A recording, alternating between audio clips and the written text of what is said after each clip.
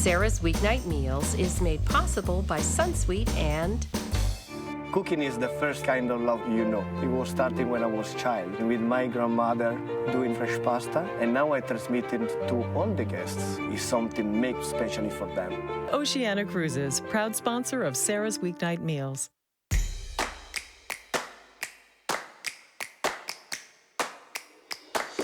America loves chicken. And today we've got some of the best chicken recipes in America, starting in Charleston, South Carolina. Why do people flock to this big shack? That's where the magic comes from. It's because the secret's out. Martha Lou's Kitchen makes some of the tastiest fried chicken in the country. We'll fry her unbelievably crispy chicken and make a soul food side dish that her customers love, steamy cabbage and ham. White chicken chili is such a different take on chili, which I think of as red and beef and tomato-y. This is a whole different thing. But boy, is it good. It's just so quick and easy. Saltimbocca literally means jump in the mouth. It's a dish that's made in my favorite Italian restaurants, which consists of veal, fresh sage, and prosciutto, and usually in a marsala sauce. And I thought, well, for a weeknight meal, why not do it with chicken? Why not?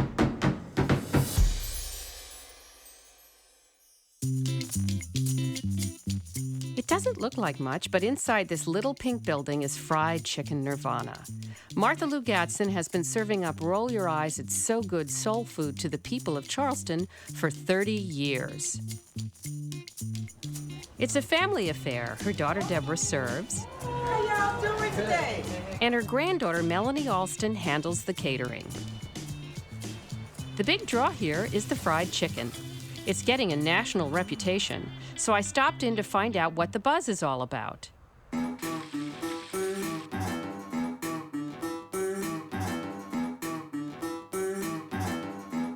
want to know where the chicken recipe comes from. So the chicken recipe actually comes from Martha Lou's mother. So your great-grandmother. My great-grandmother. Okay. Yes. And what do you think makes it so special? The spices.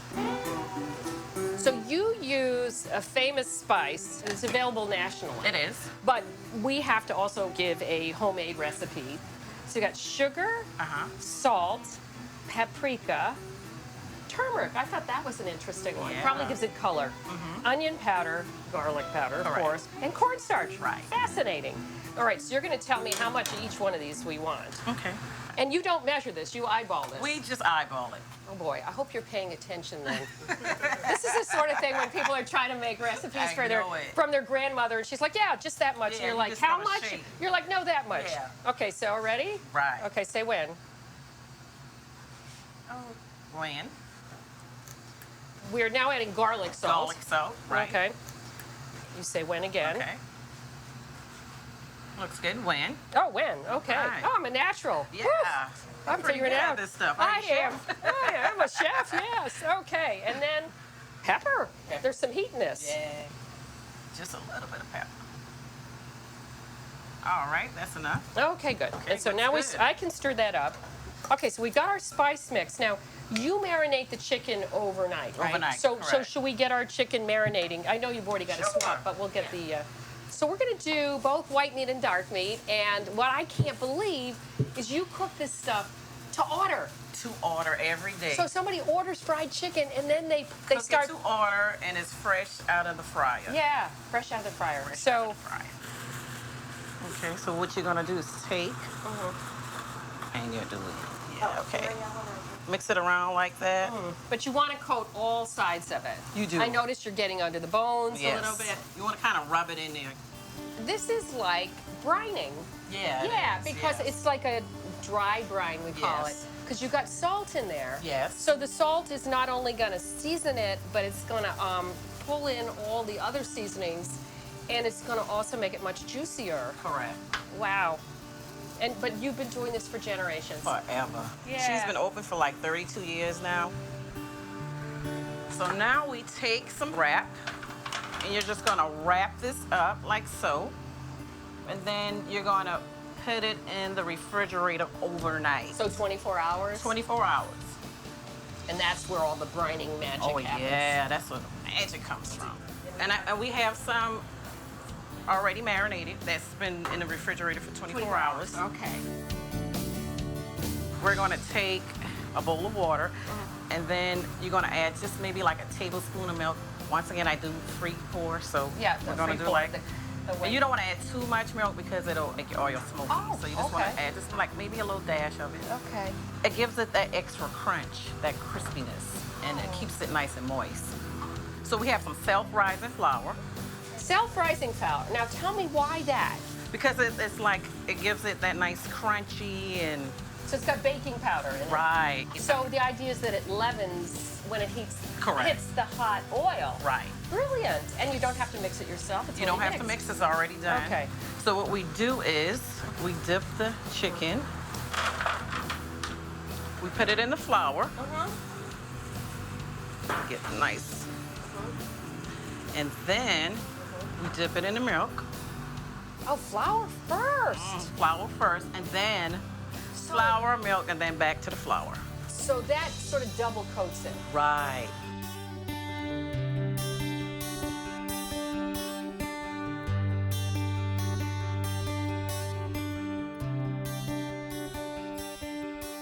Okay, so now it's time to fry. So we'll take time this to over. fry. And you've got the fry later. The fry is on, we have it at 350. Okay, good. And we're frying it in some peanut oil. Okay, peanut oil, which peanut has a oil is very, high smoke point, so it doesn't Right, catch fire. right. Okay, good. All right, so let's go on over there. Okay. The dark meat, we're going to cook that for 20 minutes, and Yeah. then the white meat is 15 minutes. Okay. All right, here we go. I just want to say one thing really important. You notice how she put that in there? She didn't hold it up here and drop it in. Just put it right next to the oil. Right. Yeah, because you don't want to be wearing it. Yeah, you want to keep it as close to the grease as possible. Not everybody has one of these at home. Right. How would you do this at home? Well, I love a turkey fryer. Oh, turkey fryer. Of course, I she has love a it. turkey. Do Yeah, I have a turkey it's the fryer? No, best. I don't have a turkey. Yeah. So a stock pot? Yes. it So is. maybe with about like that much oil? Yeah, you want to. Yeah. And you use correct. a deep fat thermometer. With a turkey fryer, you have that built Right, in. correct. But I would use a deep, and 350. 350. So while that's cooking, maybe we can make the cabbage. Yeah. Okay, Sounds great to all me. right. So what do you want me to do? I want you to cut the onion. Let's start off with cutting the Slice onion. it or chop it? Slice it. Okay. Okay, about half an onion? Yes, half an onion. Okay, and you're gonna And I'm going to do some peppers. What's the name of this cabbage dish? Southern fried cabbage. Okay, so now we're gonna get these in the pan. Correct. Okay, so olive oil. Is that what you usually use? Right. Okay. And we're just gonna soften these, how much? That's good. That's Okay, enough. that's exactly what it needed to be, whatever the heck that is. Yeah. And so all of this goes in, right? All of it goes in, right. Okay.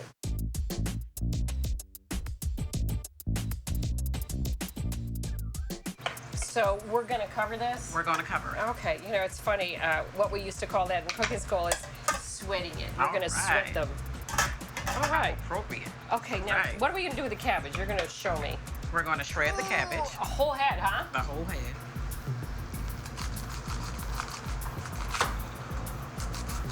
So it's sort of like, I think that's about a half an inch. Right. I'm trying again to get this out of you. Because you're an intuitive cook. Yeah, I'm Okay, just- let me just grab this Yeah. over here. Nothing by the book. I'm a cook and not a chef. Well, you know, Julia Childs said she was a cook and not a chef. Yeah, trained all by my grandma. Yeah, but that's the best way. Yeah. All right, so now does this have to cook for a while before we add that, or that can go in now? That can go in now. Okay, so. All right. So this all really melts down, It doesn't does. it? It does. What else do we need to add? The ham? We need to add the ham. So now we're going to add some red wine vinegar. Okay, you're gonna say when. Okay. The famous when. All right. The very precise when. Keep my eye on you. All right, when. Okay. Then we're going to add some sugar, like 2 This is teaspoons. 2 teaspoons. Yes, Oh, okay. yes, yeah. And then we're going to do salt and pepper. When. Okay, good. All right. And Now- then we're going to cover it. So I'm gonna put the lid on, and then this is gonna cook down. You promised me. I promise. Okay. And how long is that gonna take? About 10 minutes. All right. All right. So we can go check the chicken.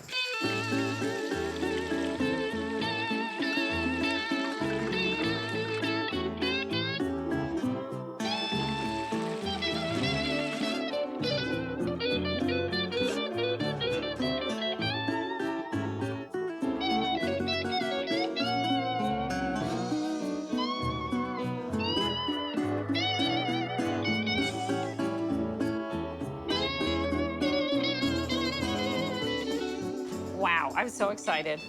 This has crust for days. yes. I'm just gonna have to pick it up. That's all there is to it, you know.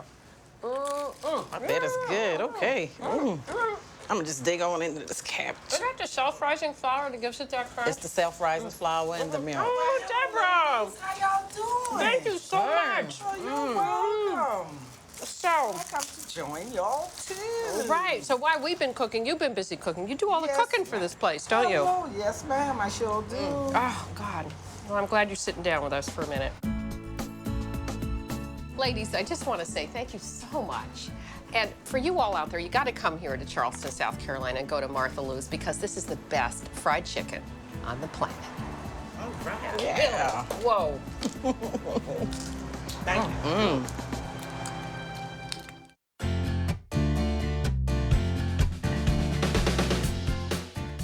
You know, the thing I like most about the white chicken chili at my local burrito place is the sour cream.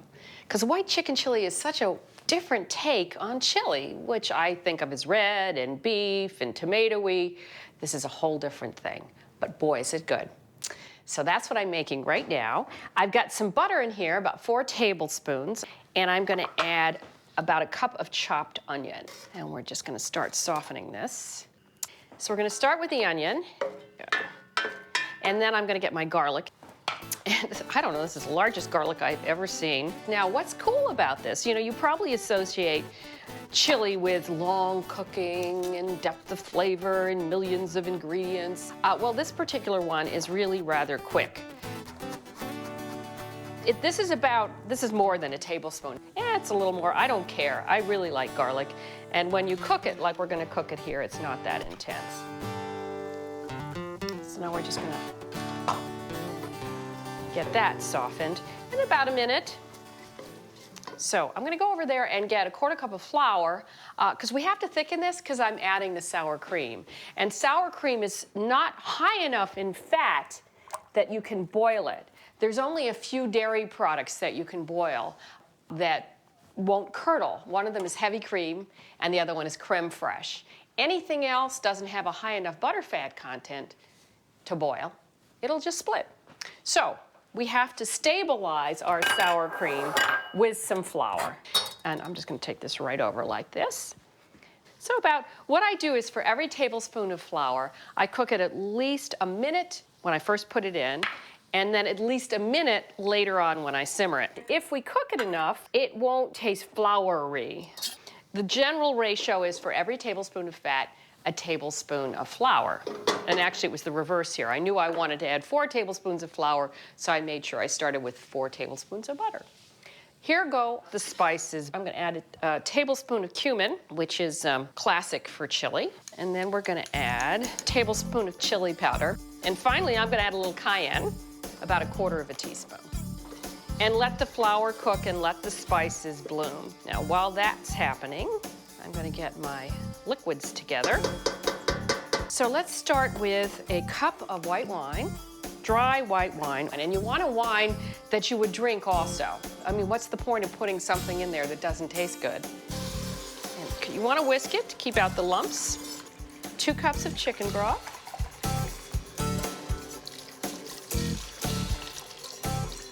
Bring the whole thing up to a boil, and then we'll turn it down to a simmer.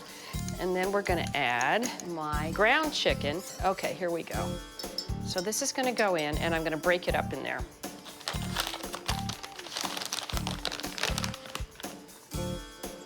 Okay, turn it down and break it up. Now, after I get it all broken up, it's gonna simmer in here till it's cooked through, and that's gonna be about 8 minutes. Gonna go hose down? Okay. All right, so 2 cans of white beans. These are 15½ ounce, and I'm gonna drain them and rinse them very quickly. Okay.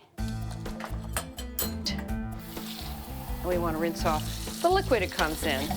So I'm gonna add our beans, and then let me get my sour cream. You could add yogurt if you want. I would add the Greek yogurt. And we wanna add about 2/3 of a cup. As I mentioned, this really puts it over the top.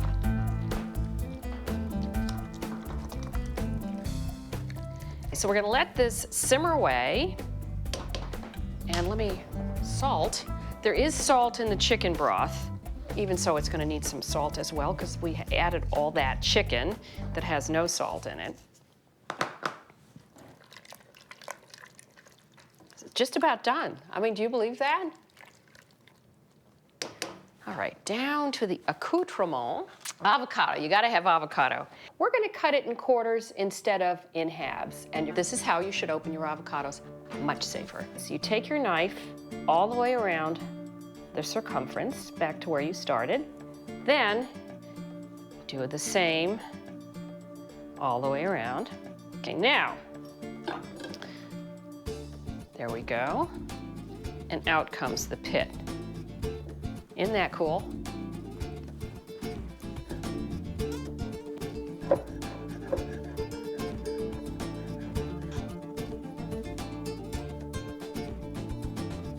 Now for a little cheese. Either we're gonna use sharp cheddar or Monterey Jack.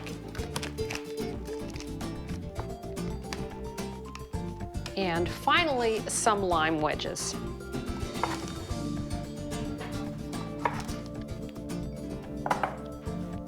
Let me set one up for me and Buddy. Boy, doesn't that look just fantastic? Oh, maybe I'll let them garnish their own, but I'm gonna garnish mine. I like everything. I like the works. So let me see. Some cheese. Of course, salsa.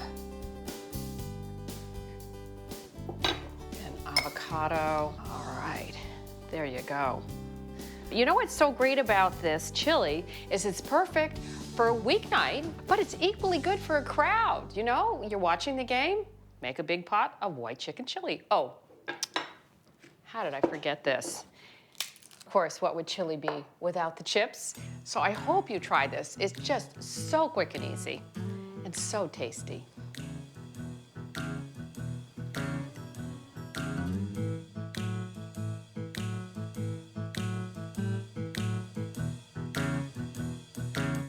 Saltimbocca literally means jump in the mouth. It's a dish that's made in my favorite Italian restaurants, which consists of veal, fresh sage, and prosciutto, and usually in a marsala sauce.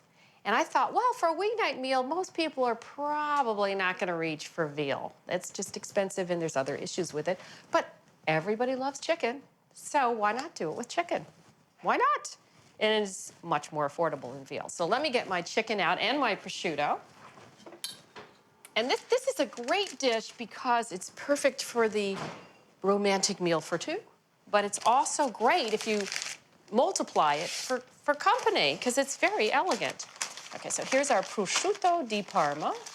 Prosciutto is really cured, salted, aged ham. So I've got 2 single chicken breasts, which is enough for 2 people. It's really great if you can get something called cutlets, which are even thinner to begin with, but cost a little more. These are the regular chicken breasts. I'm gonna pound them. That's the only problem here, although it's not a problem. Again, at the end of a bad day at the office, it's sort of fun to come home and pound away at something. So I'm gonna pound it in a resealable bag, and I do this with pork and all sorts of meat. And I'm just gonna add a little bit of water to the bag, which is a great trick, because when you pound the chicken, if there's water in there, it doesn't shred as much.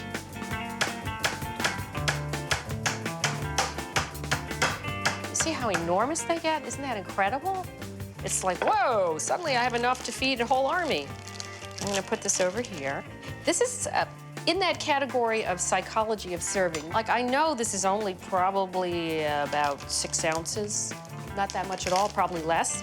But because it's been pounded out like this, it seems like so much more. Okay, now we've got our fresh sage. If you don't like sage, I just love it, and it's so perfectly Italian. You can use 3 leaves, 4 leaves per chicken breast, whatever you want. It is fairly strong, so keep that in mind. Just make sure you sort of spread it around. If you hate sage, and some people do, I love it. It's one of the 2 fresh herbs that always goes with chicken and turkey, and also in turkey stuffing. If you're trying to wrap your mind about what it might taste like. But if you hate it, and some people do, use basil. Basil would be great in this too. And my daughter Ruthie would probably prefer we use basil anyway. She's not a big sage lover, she just loves basil. You can leave the fat on, you really should. The Italians would leave the fat on. At this point, chill this, because when you go to cook it, it will stay together even better if you chill it. I gotta go wash my chicken fingers. I've set up a soapy bowl of water in here. I don't like to heat up a nonstick pan without oil in it. It's just a dangerous thing to do. Always make sure you have some oil in it when you heat it up, and don't heat it up too high. It's going in the fridge. And here we have some that we've already done. This is something you could prepare a day ahead of time. Let's say you decided you wanted to have a dinner party, or it's a romantic evening, so you want to have it all made ahead of time. You can take it up to this point a whole day ahead, and you know what? It might even taste better because it's going to pick up even more flavor from the sage. There we go. So we have this ready. I'm going to get a little bit of flour because we need to flour this before it goes into the pan. And I've set up my favorite situation when I'm flouring something, which is to put the flour in parchment in a pie plate. And I'm using a little more than I need. You only need about 1/3 of a cup. But let me season this first. I'm just going to season this side because the other side already has the prosciutto on it, which is really quite salty. Okay, here we go. We're going to flour this on both sides. At the last minute, you do not ever want to pre-flour a piece of meat or fish or anything because it will get gummy. I'm going to saute these just 2 minutes aside. And after that, they'll be golden brown, and you're going to be able to see the sage right through the prosciutto.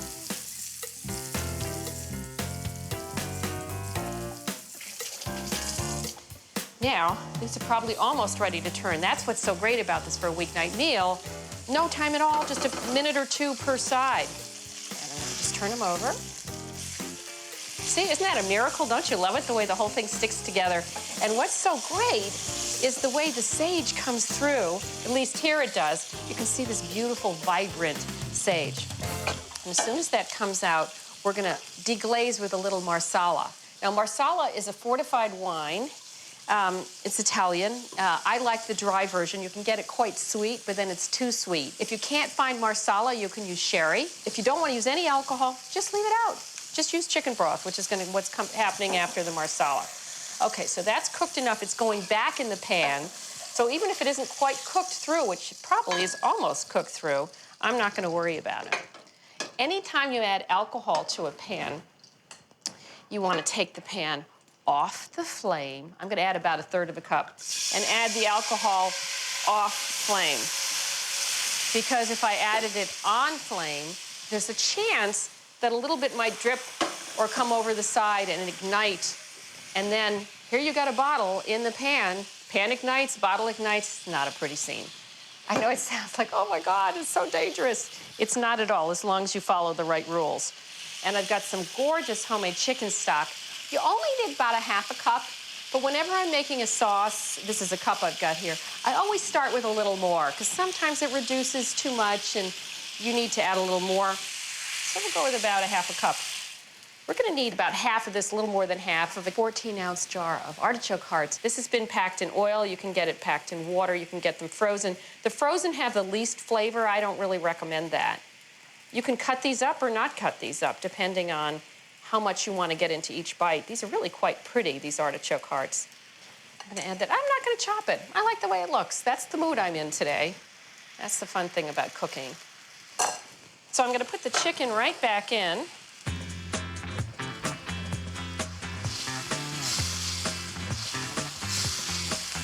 And now you're going to see it's going to thicken a little bit just from the flour that was still left on the chicken. And we're just about there. I'm going to finish this with a little bit of butter. So first I'm going to get the chicken on the plate.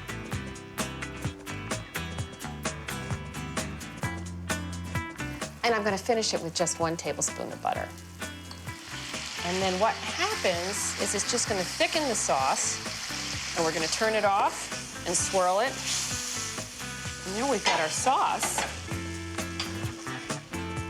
My family loves this dish. And it does seem more special on a weeknight. I have some spinach with garlic and some couscous I'm gonna add to this plate.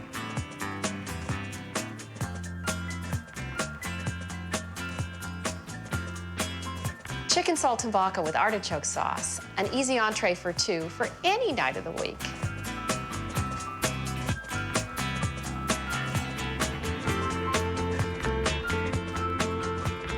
For recipes and videos, go to our website, saramoulton.com.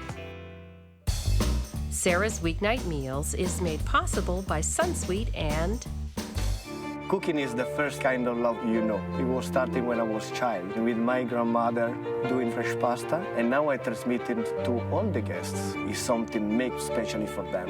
Oceana Cruises, proud sponsor of Sarah's Weeknight Meals.